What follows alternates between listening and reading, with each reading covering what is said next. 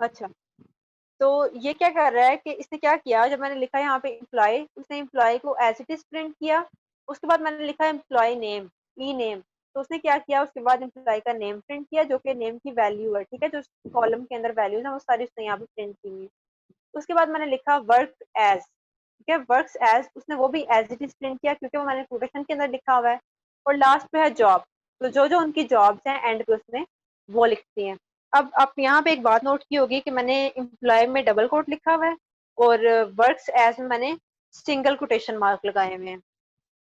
तो ये मैटर नहीं करता, ठीक है, डबल कोटेशन मार्क लिख लें या सिंगल कोटेशन मार्क लिख लें तो वो एक ही चीज बनती है, ठीक है, दोनों ने उस स्ट्रिंग को प्रिंट ही करना है। इसके बाद एक और उसने एग्जांपल दी हुई है, ये आप लोग देख लीजिएगा। एम्प्लाई, उसका name was hired on hire date, जो कि हायर डेट का एक कॉलम है, वो उसने प्रिंट किया। उसके बाद इज वर्किंग एज, उसके बाद जॉब जो हमने अभी काम किया है, ठीक है। और लास्ट पे उसने क्या किया है, यहाँ पे एज लिखा हुआ है और एज के बाद उसने उस कॉलम का नेम चेंज कर दिया है। यहाँ स्किप हो गया आएगा, चले, यहाँ पे हम लोग उस कॉलम का नेम भी चेंज कर सकते हैं। इस यहाँ पे देखें कॉलम के नेम में हेडिंग में क्या आ रहा है, हेडिंग में वो सारी स्टेटमेंट आ गई है जो हमने वहां पे लिखी थी। तो हेडिंग में हम चाहते हैं कि हेडिंग में आए कि सपोज लिखते हैं एम्प्लॉय डिटेल, तो हम हेडिंग में वो कैसे लिख सकते हैं, आपको पता ही है कि जब हमने सारा कुछ लिखा उसके बाद हम लोग डबल कोटेशन के अंदर लिख सकते हैं एम्प्लॉयज डिटेल।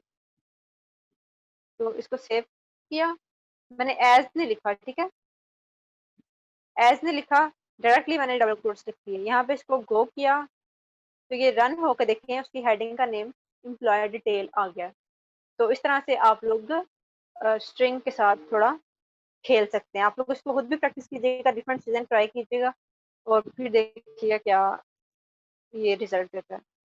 उसके बाद एक चीज हमने पढ़ी थी डिस्टिंक्ट, स्टार्ट में बताया था मैंने आपको कि डिस्टिंक्ट है कि जब डुप्लीकेट रोज जो हैं, जो रोज रिपीट हो रही हैं, उनको एलिमिनेट करने के लिए, उनको अगर एक रो है 5 से 6 दफा आ रही है और उसको हमने डिस्प्ले करना है एक ही दफा, तो वो जो बाकी की एक्स्ट्रा 4 दफा आ रही है उसको स्किप कर देगा और उसको एक ही दफा डिस्प्ले करेगा, ठीक है, जो सेम रोज आ रही होंगी, डुप्लीकेट रोज, ठीक है।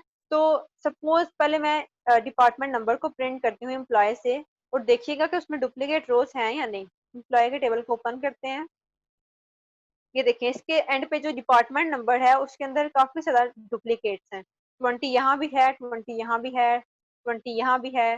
तो इस तरह से काफी सारी ये जगह पे रिपीट हो रहे हैं नंबर, ठीक है। उसके बाद वो क्या कह रहा है, उसके बाद वो कह रहा है कि आपने सेलेक्ट किया डिपार्टमेंट नंबर फ्रॉम एम्प्लॉयज, लेकिन अगर आप सेलेक्ट करने के बाद यहाँ पे डिस्टिंक्ट का वर्ड यूज कर दोगे, करेगा वहां पे जो डिपार्टमेंट नंबर्स हैं उनको रिपीट नहीं करेगा। अब ये लिख के देखते हैं, select distinct department number from employ,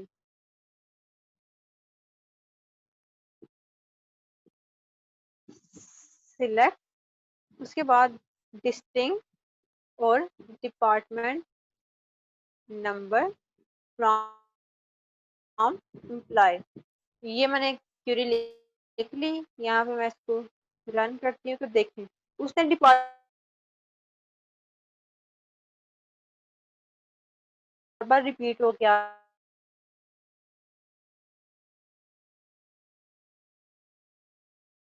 values की पर 3 वैल्यू भी डिस्प्ले करें आप, ठीक है। तो यहाँ पे मैं अगर जाती हूँ वापस और लिखती हूँ डिपार्टमेंट नंबर कॉमा जॉब, ठीक है, ये डिपार्टमेंट नंबर भी शो करूँ और जॉब भी शो करूँ, तो देखिएगा वो क्या करता है।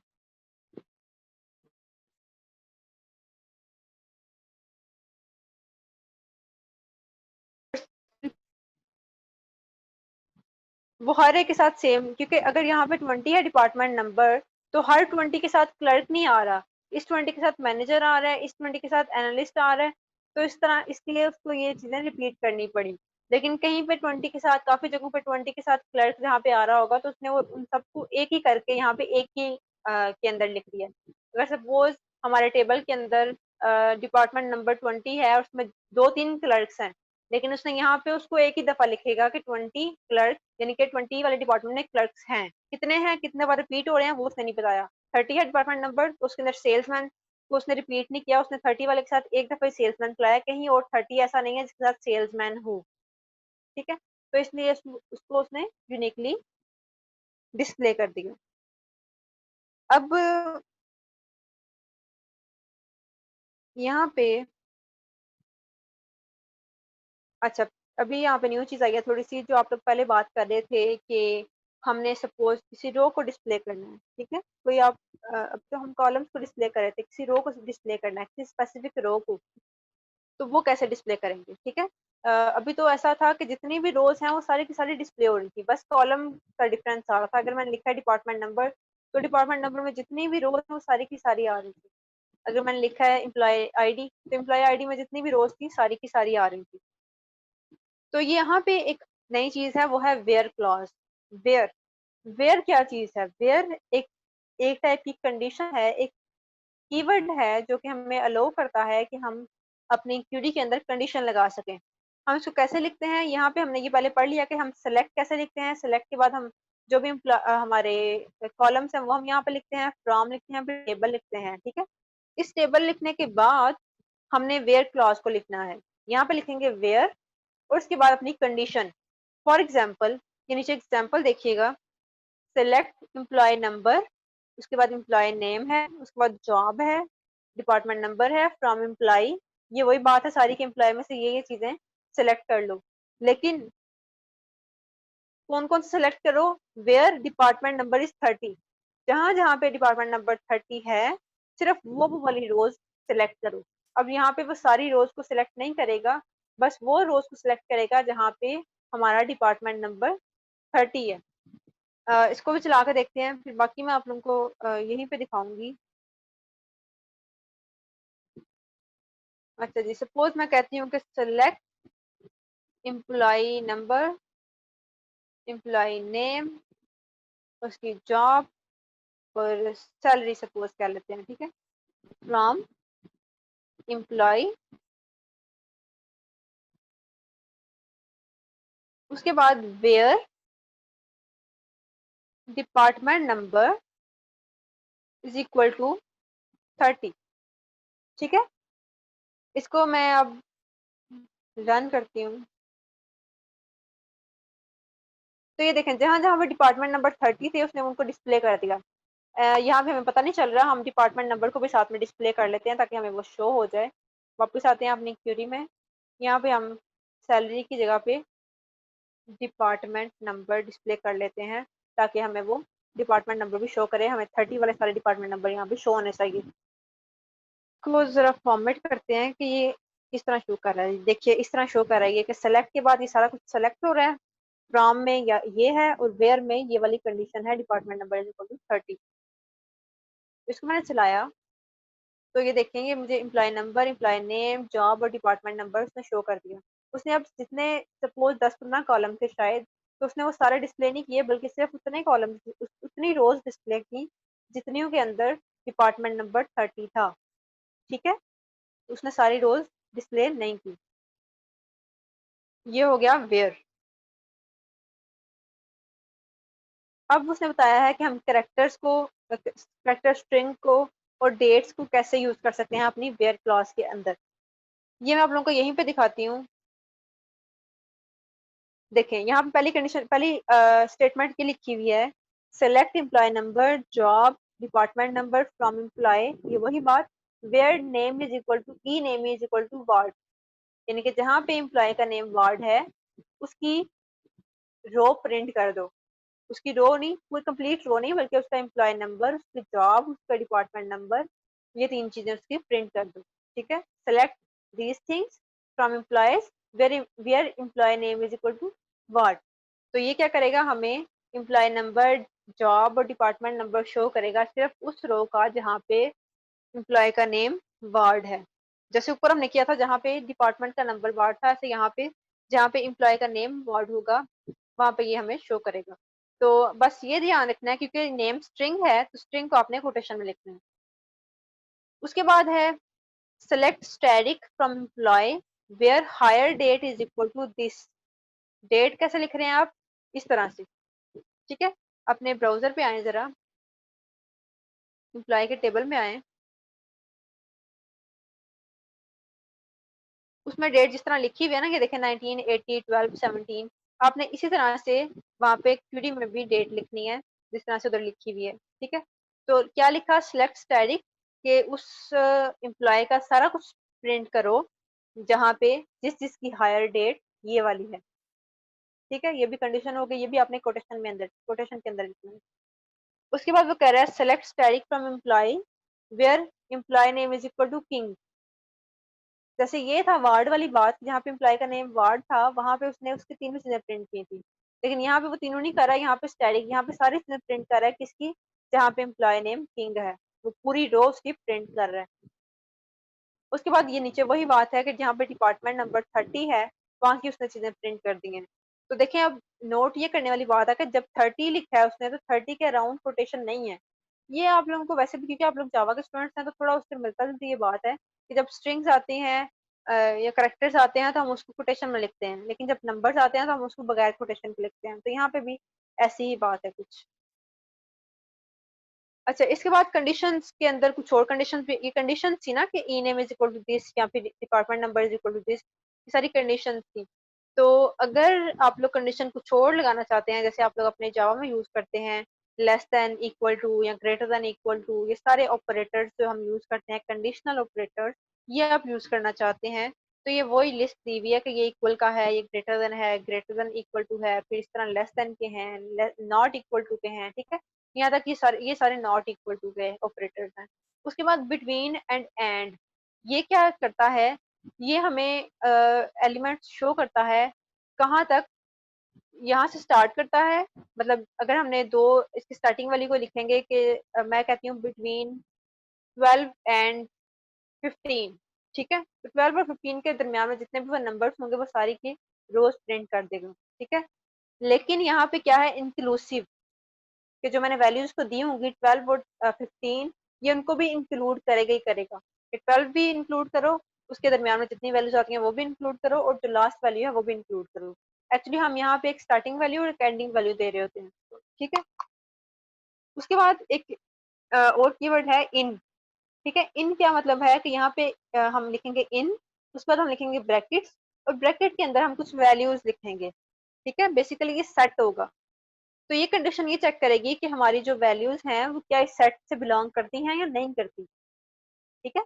सपोज मैंने सेट के अंदर दो तीन नाम लिख दिए हैं, और मैंने अपनी कंडीशन लगा दिया select static from employees where, आगे उसमें लिखा है इन, और सेट के अंदर मैंने लिख दिया है ये वार्ड, और मैंने किंग लिख दिया है कि अगर इन दोनों में से कोई एक भी नाम है तो उसको प्रिंट कर दूं, तो वो इस तरह से काम करेगा। लाइक क्या करता है, लाइक भी कंपैरिजन ही करता है कि मैं इसको, अगर कोई सपोज डिपार्टमेंट नेम्स है हमारे पास, तो मैं इसको कोई स्ट्रिंग दूंगी कि अगर कोई डिपार्टमेंट नेम लाइक है जो गिवन है, सपोज बोस्टन है, तो इसके जैसा है, एक मतलब इक्वालिटी ही चेक कर रहा है, कोई हमारा डिपार्टमेंट नेम गिवन नेम के इक्वल है तो उसको प्रिंट कर दो। अच्छा, इज नल क्या है, अब अभी हम लोग देख रहे थे department name, sorry department number is equal to 30 देख रहे थे, ठीक है। तो अगर सपोज हम चेक करना चाहते हैं कि जहाँ पे डिपार्टमेंट नंबर नल हैं वो वाली वैल्यूज प्रिंट करो, तो मैं वहां पे department number is equal to null नहीं लिखूंगी, कंडीशन के अंदर मैं वहां पे लिखूंगी डिपार्टमेंट नंबर इज नल, जैसे यहाँ पे लिखा हुआ ना इज नल, ऐसे ही मैं वहां पे इज नल लिखूंगी। अभी नीचे लिखा होगा, मैं आपको दिखाती हूँ। तो ये सबकी एग्जांपल्स दी हुई हैं, बारी बारी देख लेते हैं। सबसे पहले है select employee number, employee name, job, salary from employee where salary is less than equal to 3000। ये आप लोगों ने चला कर देखनी है। देखिएगा इसका रिजल्ट ये आएगा कि जहां जहां पे सैलरी 3000 से कम है उन सारी वैल्यूज को वो डिस्प्ले कर देगा, और जहाँ पे ज्यादा है उसको डिस्प्ले नहीं करेगा। ऐसे ही यहाँ पे क्या कह रहे हैं, select static from employee where hire date is greater than this, जहाँ पे डेट इससे बड़ी होगी वहां की सारी वैल्यूज को ये प्रिंट कर देगा, वहां की सारी रोज को ये प्रिंट कर देगा। उसके बाद है वेयर सैलरी बिटवीन 2500 एंड 3500, जहाँ पे सैलरी 25 और 3500 के दरमियान में आती है उसको प्रिंट कर दो। अभी हमने एक चीज देखी कि बिटवीन और एंड क्या करते हैं, ये इनको भी इंक्लूड करते हैं, मतलब 2500 भी इंक्लूड है और 3500 भी इंक्लूड है। तो इनको इंक्लूड भी करता है और उनके दरमियान में जितनी वैल्यूज होती हैं उन सबको भी देखता है। अगर वो सारी वैल्यूज हैं तो उन सबको प्रिंट कर देगा। उसके बाद ये इन क्या कर रहा है, ये सारा कुछ सेलेक्ट कर रहा है वेयर मैनेजर इन, जहाँ पे मैनेजर की आईडी ये है या ये है या ये है, तो उन सबको ये प्रिंट कर देगा। ठीक है। उसके बाद where employee name is between King and Smith, ये देखेंगे स्ट्रिंग को कैसे करेगा कंपेयर, कैसे वो देखेगा इनके बिटवीन चीजों को, वो एक्चुअली इन दोनों को प्रिंट कर देगा। ये आप लोग करके देखिएगा, इस स्टेटमेंट को अपने एडिटर पे रन कीजिएगा तो देखिएगा यहाँ पे ये किंग और स्मिथ ही प्रिंट कर देगा। और इसमें भी वो यही काम करेगा। इनमें ये है कि वो किसी एक के साथ मैच करता है तो उनको प्रिंट कर दे। और लास्ट टॉपिक ये है हमारा स्ट्रिंग वाइल्ड कार्ड्स। अच्छा ये क्या होते हैं, ये इस तरह से काम करते हैं। इसमें दो सिंबल्स होते हैं, इसको आप लोग ध्यान से जरा सुनिएगा। दो सिंबल्स होते हैं, एक होता है परसेंटेज का सिंबल और एक होता है अंडरस्कोर का सिंबल। ठीक है। परसेंटेज का सिंबल क्या रिप्रेजेंट करता है कि कोई भी string represent any sequence of zero और मोर करेक्टर्स, इसमें या तो कोई करेक्टर नहीं आ सकता या कोई करेक्टर्स भी आ सकते हैं। ठीक है। ये रिप्रेजेंट करता है या करेक्टर्स को या जीरो को। और ये क्या रिप्रेजेंट करता है, किसी सिंगल करेक्टर को। ठीक है। अब सपोज देखे मैं एक कंपेयर कर रही हूँ, ये स्टेटमेंट लिख रही हूँ, एम्प्लॉय नंबर एम्प्लॉय नेम, ये सारा कुछ प्रिंट करो।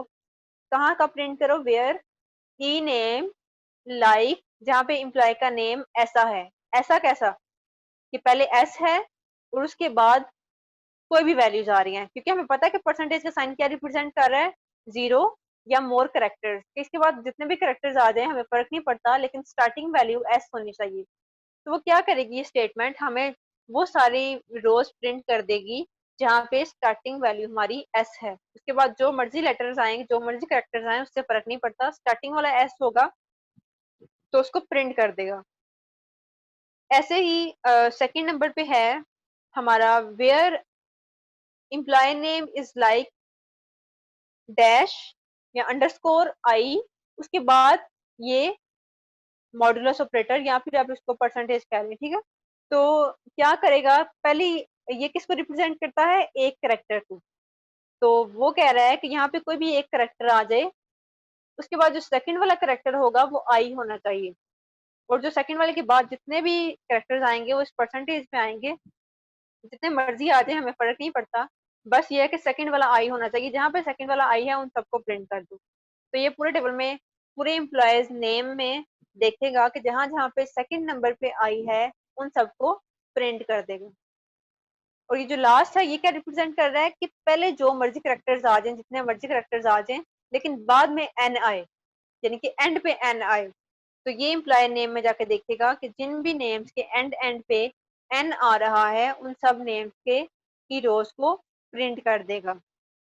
मैम जी मैम ये सेकंड वाली जो लाइन है इसमें मैम हम हाँ अंडरस्कोर की पोजीशन को चेंज करके उसकी हाँ मतलब पोजीशन कर सकते हैं कि फर्स्ट की बजाय अगर सेकंड पे कोई और हो उसके बाद थर्ड पे आई आ जाए और इस तरह। हाँ हाँ बिल्कुल, हम इससे बहुत खेल सकते हैं। हम ऐसे कर सकते हैं कि फर्स्ट पे एस आए, सेकंड पे स्पेस आए और थर्ड पे आई आए, उसके बाद जो मर्जी आए। हम इस तरह भी कर सकते हैं कि पहले पे एस होना चाहिए, थर्ड पे आई होना चाहिए। या हम इस तरह कर सकते हैं कि पहले एक स्पेस हो, फिर आई हो, फिर एक स्पेस हो, फिर आई हो और फिर जो मर्जी आ जाए। इस तरह भी हम कर सकते हैं। इसको आप लोग करके देखिएगा, ये काफी इंटरेस्टिंग चीज है। ठीक है। तो आगे ओके पीछे मैम। करके हम कोई भी वर्ड हम यहाँ पे डिस्प्ले कर सकते हैं। अच्छा जी, यहाँ पे वो क्या कह रहा है कि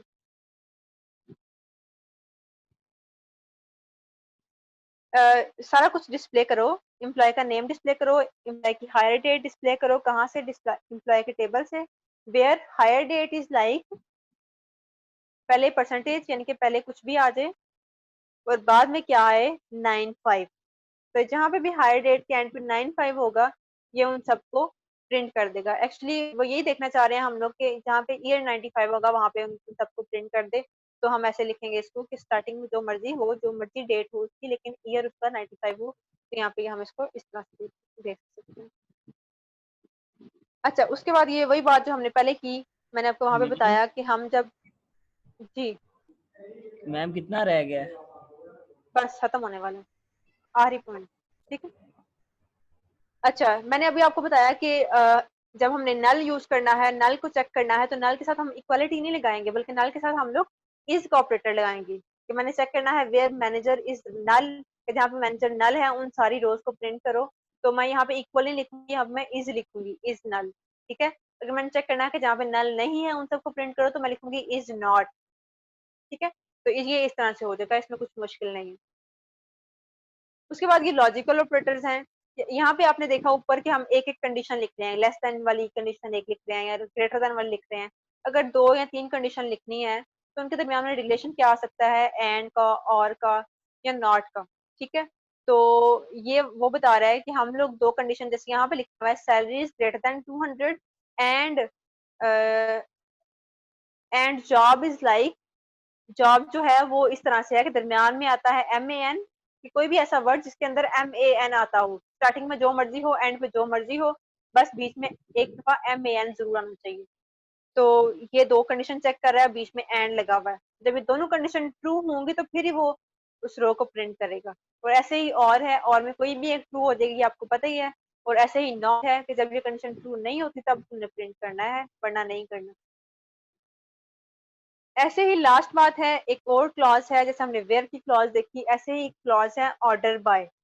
ये क्या करती है, एक किसी भी कॉलम को एक सीक्वेंस में कन्वर्ट करती है, किसी भी डेटा को। जैसे यहाँ पे फॉर एग्जांपल ये आप इसको देखें जरा, क्वेरी को, select employee name job salary from employees order by hire date. Hire date के साथ उसको वो असेंडिंग ऑर्डर में कन्वर्ट करके फिर आपको डिस्प्ले करेगा।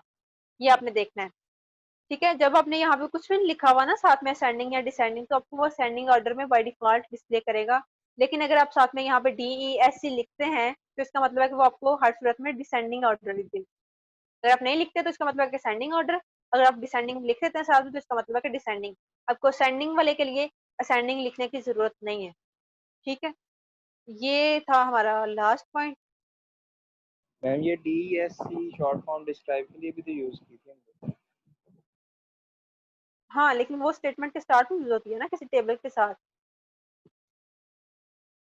यहाँ पे ये कंफ्यूजन नहीं होगी, इसको ये कर लेगा।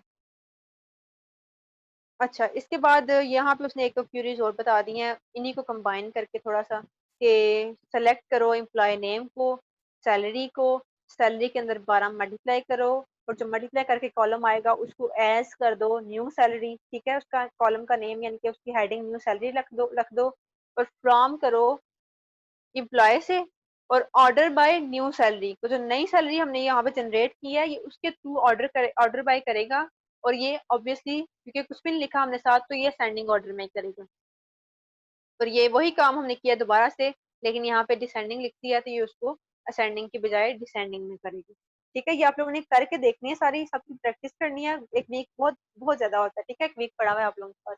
और जहाँ पे कोई भी इशू आता है तो आप लोगों ने मुझसे कांटेक्ट करना है, मुझे ईमेल कर लें अपने CS244B वाले पे, या फिर आप लोग मुझे क्लासरूम में कमेंट कर लें। ठीक है। या अपने CR से कहें, उनको वॉइस नोट सेंड कर लें। तो इस तरह से जैसे भी आप लोग ये करना चाहें। ठीक है जी। अभी यहाँ पे वैसे भी 6:30 तो हो ही गए हैं, चलें अभी